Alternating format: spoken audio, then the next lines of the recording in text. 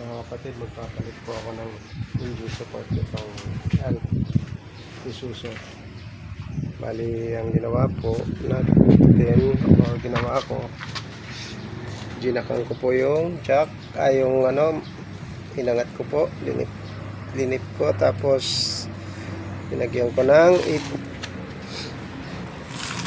jack stand. Ayan, jack stand. Tapos saka ko na po linuwagan yung linuwagan ko na yung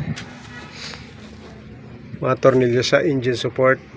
Yan, kabilaan po. Tapos maluwag na ang mga tornilyo. Ginak ko po yung engine. Ayan po yung engine. So umangat na po yung engine sa chassis.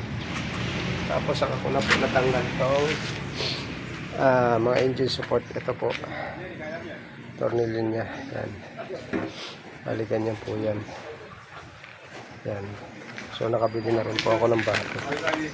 Yan, kakabit ko po yan. Yan po mga kapatid ang aking project ngayon. So same naman siya, kaya lang medyo replacement. Yan, yung mga kasama ko. Yan. Si Pau Pau. Ayan, si Pau Pau. Ayan.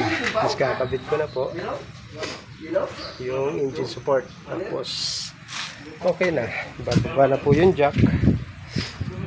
Pag nababa yung jack, okay na po yan. Yan. Thank you mga kapatid. Salamat po. Palike and subscribe. Thank you.